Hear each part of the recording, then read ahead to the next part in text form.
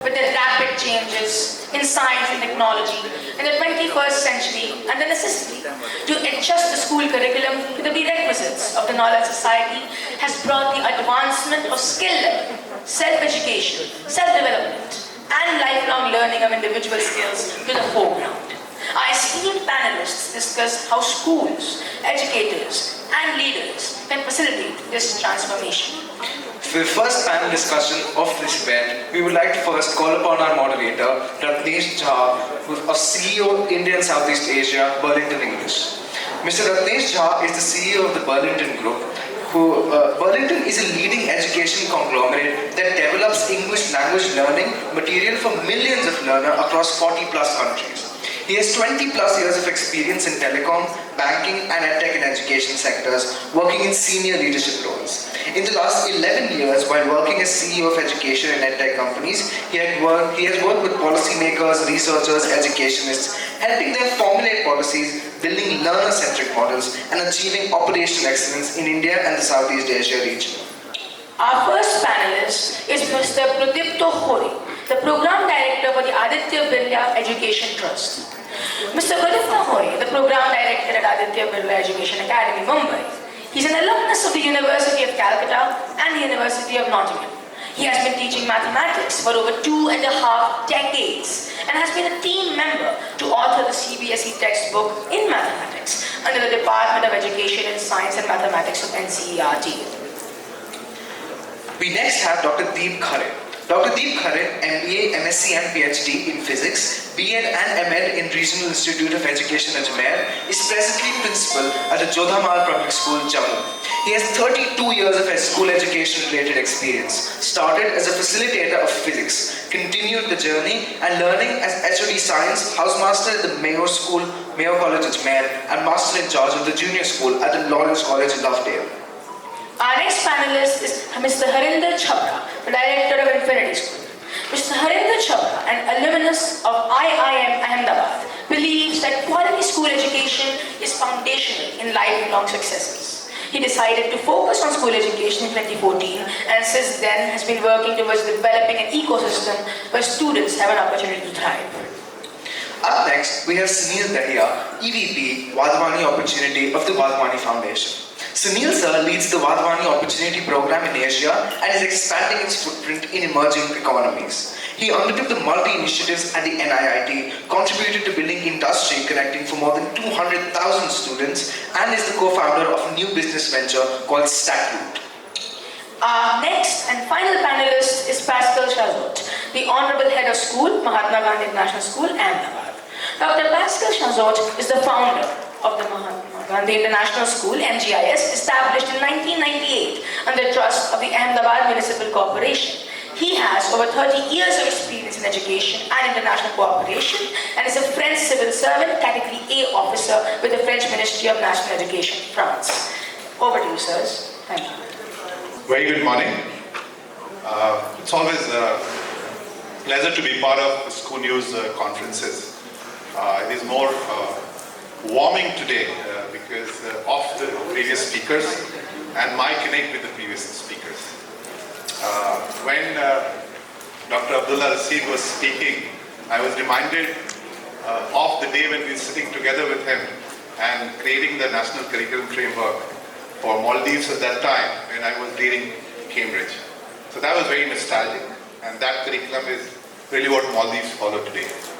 When Tane was talking about Cambridge, and when I moved on from Cambridge and whatever he is actually speaking about, so active learning, lifelong learning, is really what we kind of made me even more to say that how as an educationist, we're really looking very progressive thoughts and looking forward in terms of debating, still talking about things which are relevant for us.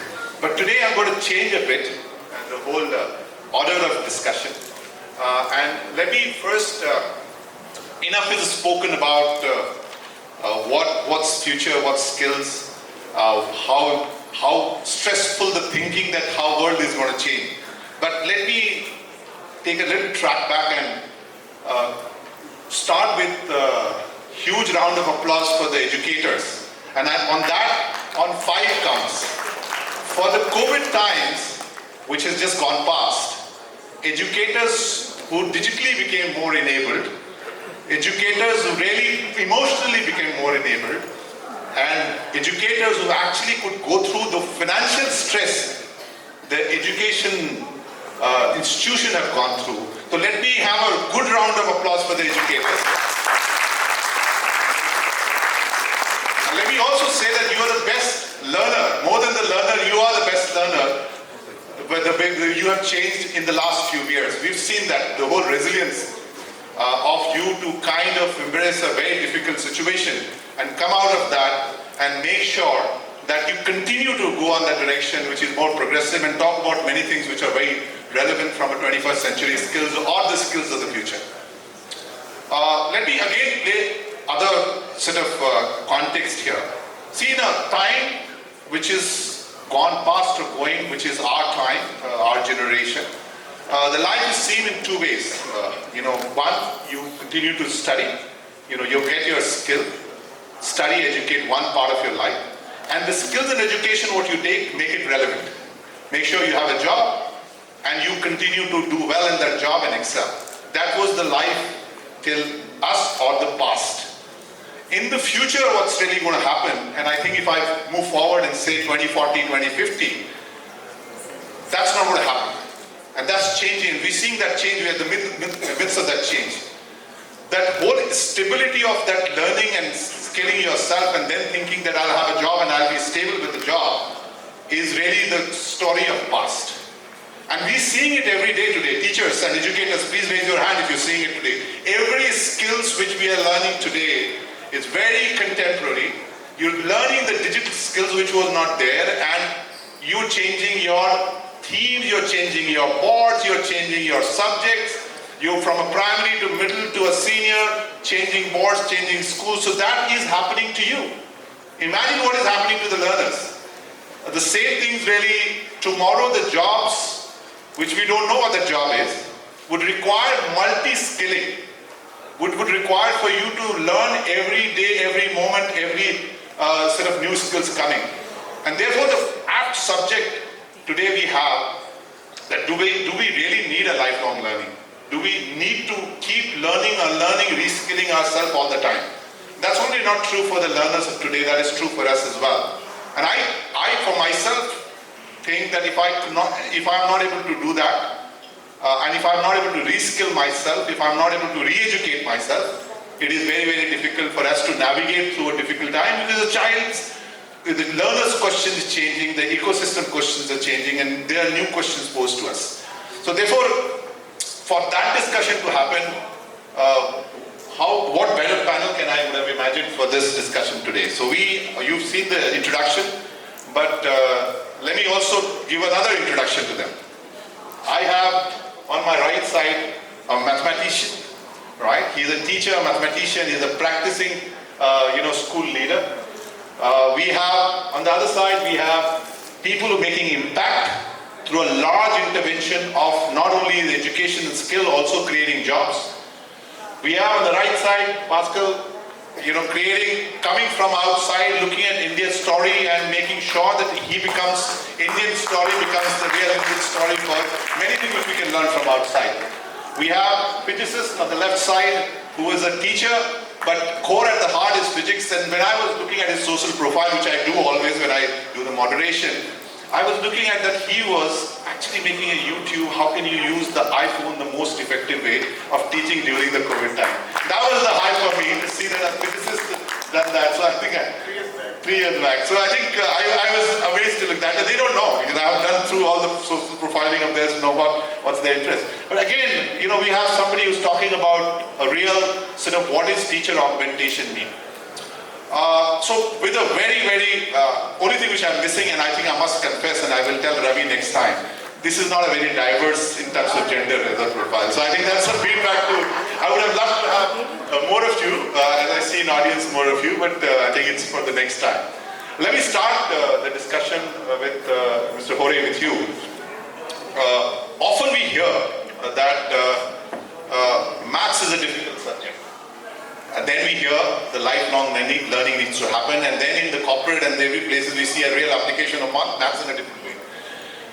why is this split of students and teachers thinking there are two? One, either somebody would learn maths and do well, or the ones who would not learn maths and always say, no, it was very difficult. So in a context of a life learning and a more, why is that kind of a bias which we see as a subject as maths and which is at the core of every other subject we do? What is it which is you see there? Good morning, everyone. I think so. It is not a fault of the child that he dislikes the subject. It is the person who delivers the subject, teaches the subject to the child, is responsible for this. So I think so gone are those days when teachers used to come to the class and used to tell the kids that, okay, open the exercise such and such, let us do question number such and such in the class, and the other problems goes as homework. So now I think so times have changed when teachers try to bring about creativity in mathematics teaching also. So not only in the international school setup I have noticed, but even in all the national curriculum schools, as well as helping the teachers upscaling now. I work with a lot of these BMC school teachers, who really needs support in teaching learning process. I noticed that they also want to bring about these changes while teaching in the classroom. Now comes that, how do I do that? When I teach, when a subject like mathematics is being taught in class, we need to tell the kids that it is not only while you are solving out the numbers on the paper, but you need to relate it to everything that you see around you. Now, for example, just give me an example of a cabbage. Take it up. Now, how will a child know that in a cabbage also mathematics is related? The flowers in the cabbage that is, there is a particular specific ratio that is mentioned. So those ratio is always constant in that when the flowers are put on when the flowers develop in the cabbage, I would say. Secondly, not the cabbage, I mean to say cauliflower actually. In the cabbage also same thing, when we cut it into two pieces, we find that there are concentric circles. And the kids can work on that. Now, do we ever think that this can happen at all? We don't. Even at the flowers, generally flowers in the garden when we see, we don't relate mathematics to that. So even when we are learning music, we need to tell them that music has also some relation with mathematics. So everything that we are doing day in, day out, has implication of mathematics in that. So when the child is taught about it, then you see the love for the subject that grows up. I think so that really helps the kid in moving away that scare factor that they initially grow or has developed already with them. Thank you, and I think this is an apt sort of leading question, and the reason why I asked this question is loving to learn or learning to learn as a skill. You love learning. As a human being, we are actually born to learn, to love to learn. So for example, an example of a baby. Babies start crawling. Nobody teaches baby to crawl, but since there is a learning happening there, they start actually crawling. Also, what is scientifically said, that there is a endorphin receptor, which is essentially a joy of learning where it happens. It actually is highest present in the learning center of the brain. So if it is all of that true, if children are born to learn, and if the love of learning exists, why is that our children are now getting completely disenchanted, or they're not kind of enjoying learning? After, go to middle school or a senior school, you see, and which is why I asked this question, that how do you make this learning fun? How do you make this learning or a maths as a subject more applied? I think which is why this question was asked, that, how do you make sure there is a love of learning happening? With that, as a physicist, let me ask this question to you. We've enough spoken about 21st century skills and the future skills. What is that 21st century educators and teacher we are talking about? As a physicist and educationist, who are these people? Are the learner as well as the teacher?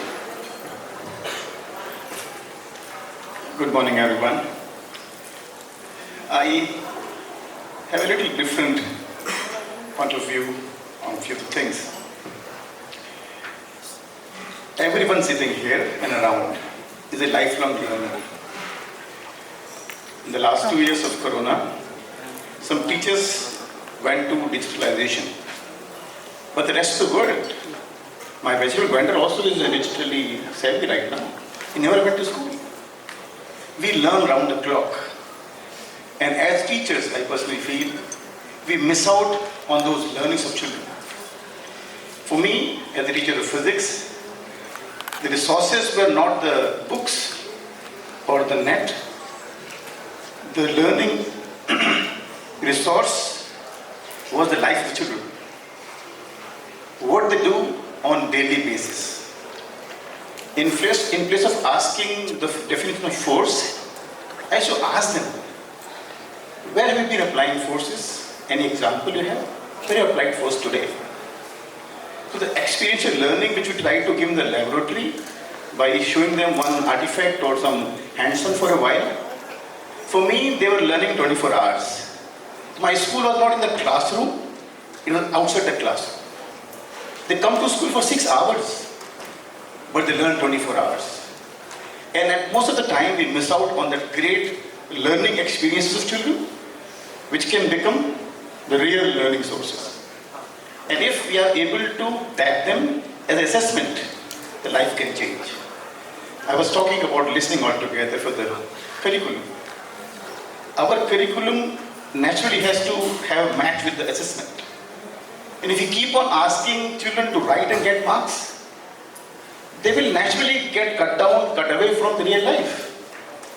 Our papers, the testing, most of the time, are catered to the testing of the content in the books and the notebooks. I ask people to prepare for an exam. The children read books or notes. How many of children have gone to buy a reference book of physics? They look forward for notes. They look forward for shortcuts because they know the questions will come from there. In the last 2-3 years, when the NEP is settling into its course, if we get away from asking questions which are in the notebooks, a lot of world will change. I do know as a teacher of physics, in the viva of children, teachers used to end up asking definitions. It was contrary to the whole process.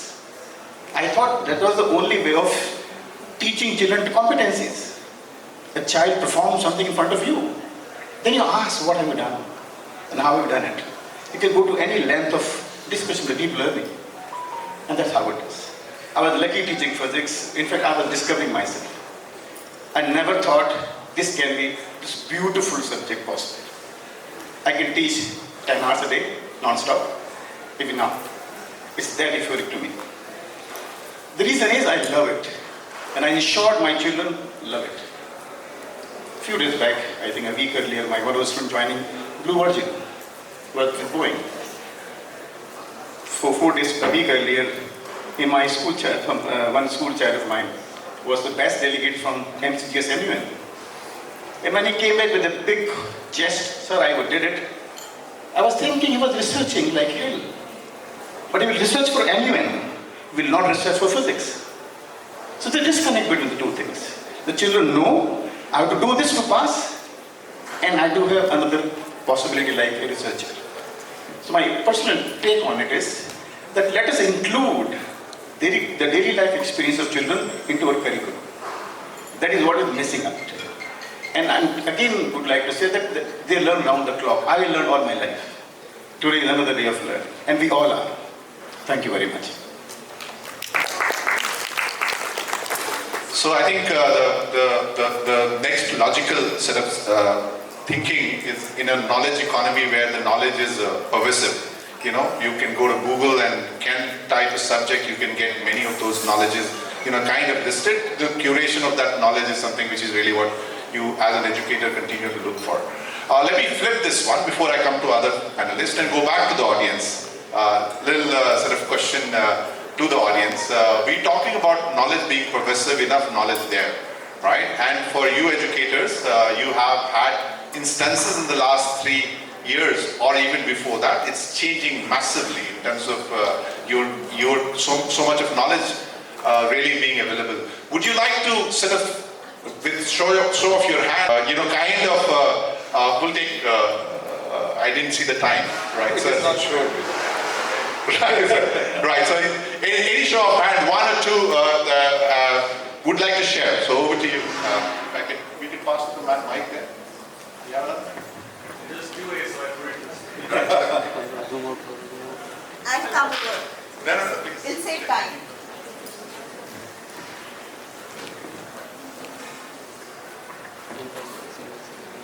I think, sir, parents have started to respect school a lot. That's one thing. And teachers have been the change makers in the COVID time. And when we look at technology, I think even post-COVID, we would be working with the flips. We now cannot take it away. The knowledge, whatever is there, now the teacher has that. So even if after artificial intelligence, there is human intelligence. So the teacher is the one with the human intelligence is actually going to be worked with, and knowledge to filter, that is where the teacher would come in. I hope there is something that I've added to the panel. Thank you very much, ma'am. And I think you are apt to the subject what we're talking about, lifelong learning and the play of human intelligence, and to be able to manage the triangle of parent, student, teacher, and you being at the center of it. It's been a very difficult one. I think the board's going to change. The content going to change. The context going to change. What is there is that ability to get that triangle right and make sure that creates a very good symphony. With that, yes, another question. Sir, for you.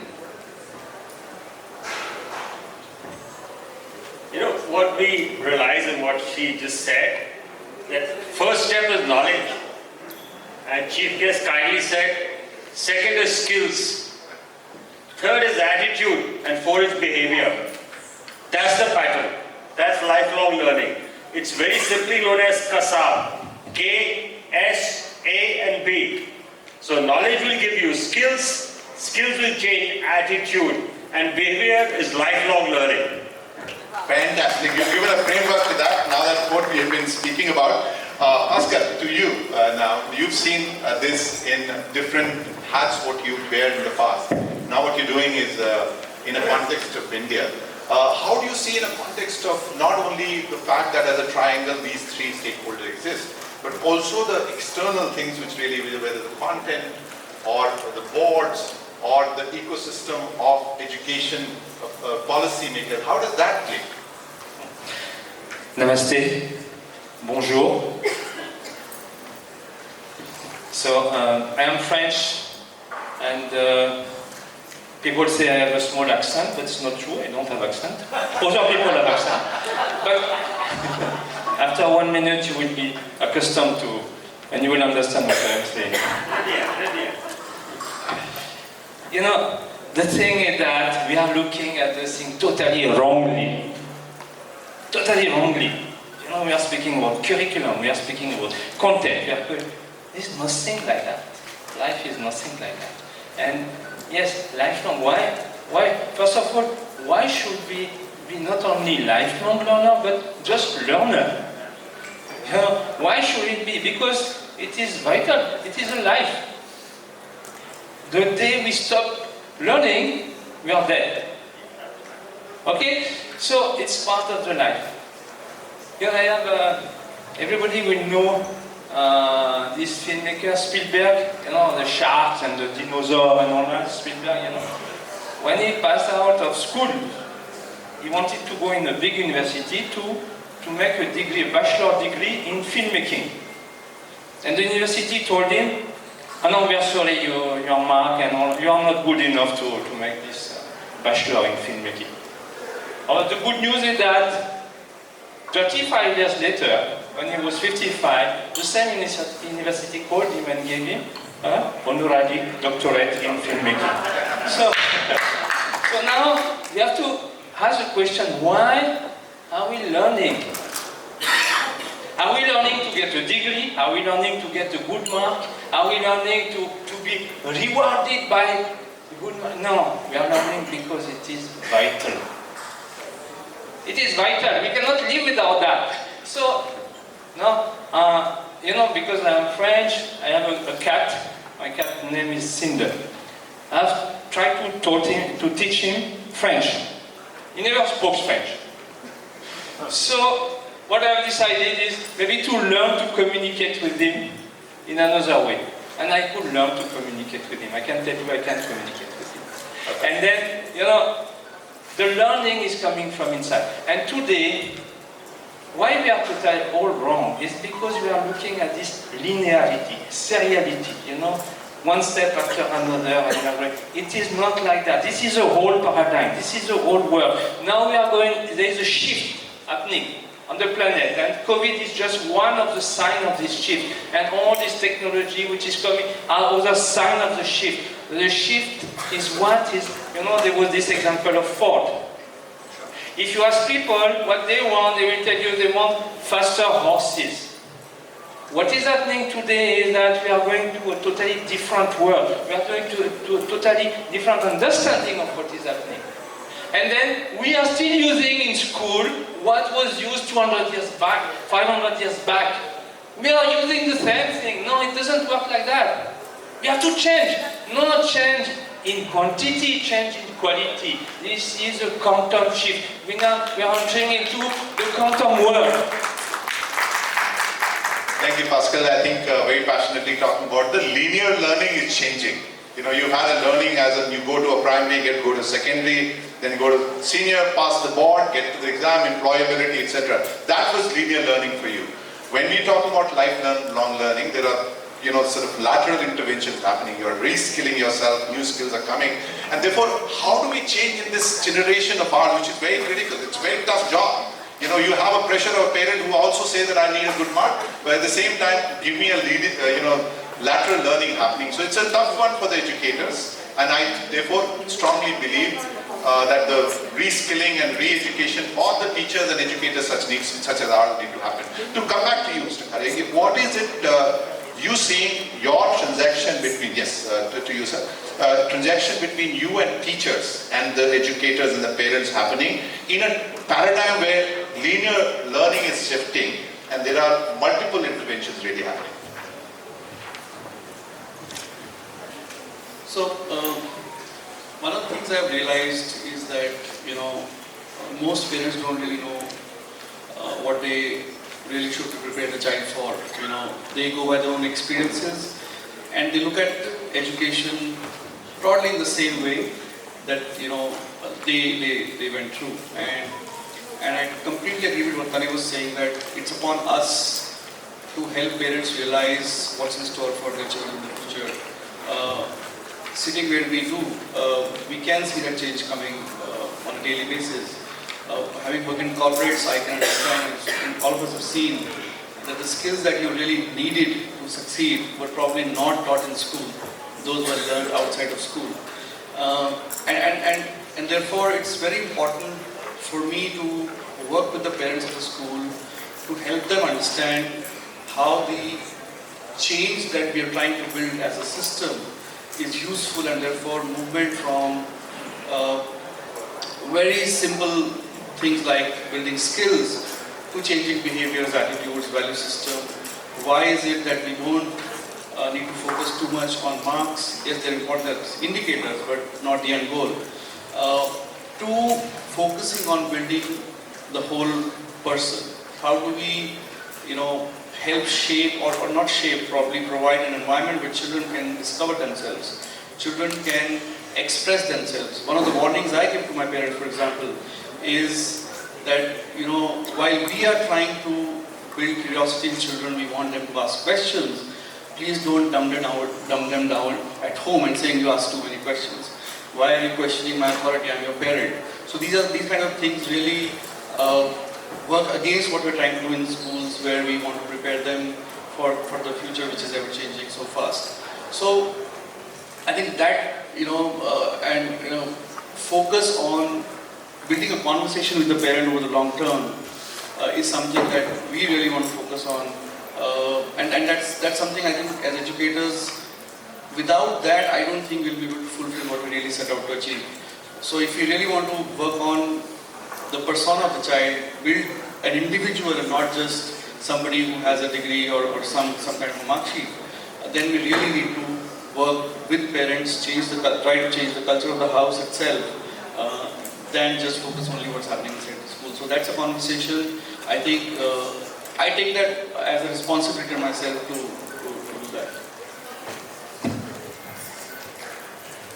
Actually, the very important point which you highlighted is about this whole culture change, which needs to happen in a way that you could start taking in all of the new changes really happening because of the knowledge being there, the linear learning itself being questioned. You've been working with the impact side of the education, and I think with corporate impact as well as the school, and lots is really happening in the skills and the future jobs. How do you see the disconnect happening with what future jobs getting created, even now, or jobs now created, and the kind of education intervention happening with all what we're discussing about? Thank you for asking that. If you look at it from the completion standpoint, there are two aspects. See, if I ask this question about will there be enough jobs in every country to absorb every student? No, it will never be. So it's very critical from a global standpoint to have entrepreneurship and employment as two clear verticals. We work across in around 25 countries. And there are many countries where if you are talking to a batch of 30 students in a batch and ask them what do you want to do after this course, maybe 11, 12 standard or maybe college, 95% of Indian students hands will work for a job. And there are countries where 95 or even 95, 100% hands go up, I want to create a job. So it's two different aspects at an overall level. See, what will create that impact globally is 2-3 clear things. There are many stakeholders in the game. There is student, there is teacher, there is the entire ecosystem around, but there is industry, most critical piece. And remember nowadays there's a next vertical called technology. Apply this to everything. So if you look at it from a job standpoint, from an employer standpoint, the key aspect is application of the knowledge. Often we hear this that 70 to 80% of students passing out of education system are not employable. And there comes the need of the 21st century core employability skills, which is not, actually mostly employers would land up saying that you give me a guy with the right attitude, problem solving techniques, creative thinker, good in communication, and I'll take care of the domain part. So they can train them even after joining. But this initial part is so critical that this is where the student has to be really groomed. So now coming back to how can this happen? So one aspect which is clear today is the use of technology. Now the role of student, the role of teacher, the role of technology, and the role of industry. So let me start with industry first. The best of the skilling models across the world are those where the curriculum design includes industry. I'll give an example. If the first 30% of the curriculum is designed by district and the district industry, and the next 30% by state and the state industry, and the last 30% by nation and the national picture, one of the best ecosystem in the world follows this model. So this is on the curriculum side. Let's touch the second subject, role of a trainer. Trainer or a teacher has to now look at how do you become an enabler versus training or teaching. The whole objective is, there is a student, I want to learn, fine, this is what I have to learn. Now how do I need to learn and what is the best way I can learn, and please assess me the way I want you to assess me. Now this might change a paradigm shift. In the same class there could be 3 students saying, ask me oral questions. 4 students might say, I'll create a movie. And third, 3 might say, I'll give a written test. But how can a teacher make this collective change? From a learner standpoint, it is the completely 360-degree lifelong learning model. Actually, it's very simple. Gone are the days when you get into a job and you stay in that domain for 30, 40 years of your work time. Today, multi-skilling is not only required, it is paramount that we train ourselves on that. Who could imagine that a tea garden farmer is getting trained on how do you work on drone? There was no comparison, but they have to do it to get on to the most productive part. So that's on the student side. Keep on learning throughout the life. And always keep your learning curve on, because you might always be looking out into what is changing in my workplace. What's the next? Is it analytics? Is it artificial intelligence? Whatever it may be, because this applies everywhere. So coming back towards the end, from a global impact perspective, entrepreneurship and employment go hand in hand. The 21st century employability skills, which is pure to do on the soft skill, is extremely critical, along with technology playing a real role all across the journey of learning. Thank you so much. Thank you. Thank you so much, and for an elaborate set of all 3 dimensions of what we talk about. I think in the since we have a very limited time, I think what I would like to do, and just a last and quick question, Mr. Hore, and then we will summarize everything. For somebody like you who's actually seen the linear learning in the past, now with the knowledge economy, multiple intervention happening, we talk about multi-skilling, reskilling, etc. How do you see that as scale for institutions such as yours? You're looking at a scale of it. It would be done. So not in one or 2 institutions, many institutions. How do you manage the scale? See, actually, what happens, we have to we have to meet the teachers, we have to meet the educators from time to time, and we have to understand that what is the way that they are taking it forward, and then try to improvise on that if required. And so many times I have noticed that even from the students also we get very good ideas, very good creative ideas that the students comes up and gives it to us, which can be taken forward and which can be improvised for the batches in the future. So why not take the students' feedback also, as well as guide the teachers at the same time to work on the betterment and see that whether we can, whatever the learning is, the learning curve can be taken on a better way. So fellow educators, ladies and gentlemen, let me thank the very esteemed panelists, but what are we getting from here, educators? We're getting from here, it's a time of learning. We've had a great round of applause for you, what you've done, but I think within the ecosystem where we exist, where the teachers, your set of principal stroke founders, then the parents and the students, is there a way that we can actually, within this knowledge economy, create a culture of learning, keep learning? And to my best friend and a minister, the way he actually explained in the beginning, the 3 sides of the whole idea of to create that attitude of continue to reskill and not finding ourselves at any low or a high as a parents or a teacher or a students. For example, we have a lot to learn from these students, the way they very eloquent and they very well articulate. And if you continue to make that as a part of our culture, I think that's where the first step from our side taken. I think the curriculum, content, pedagogy, technology could be enabler. I think the first one is to be able to get that attitude. That's what we heard from the panelists. And I think it's a time for us to take that as a lesson from here and start perhaps recalibrating ourselves. Thank you so much for patiently hearing. And thank you for doing a great job. You don't have time. That's the behavior change we need. Yeah, but I want to say 10 seconds.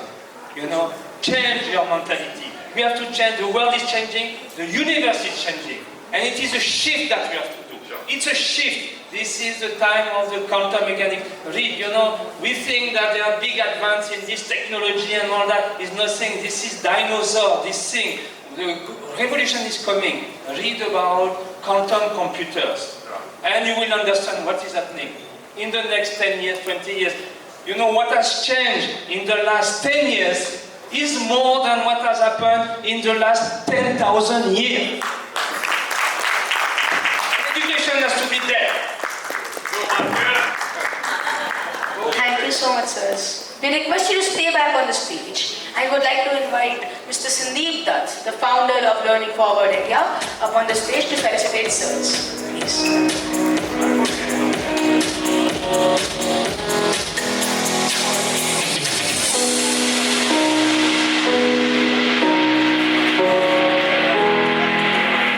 The silence presses heavily, my heart beats faster.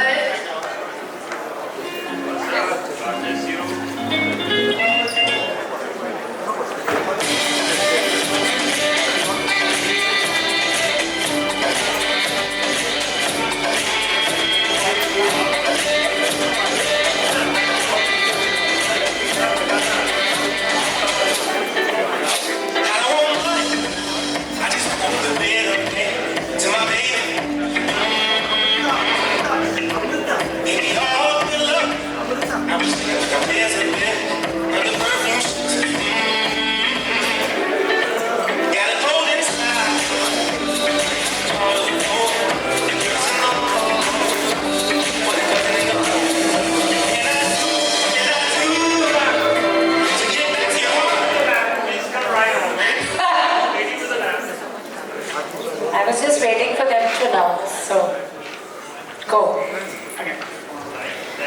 Thank you so much. Thank you so much, sirs.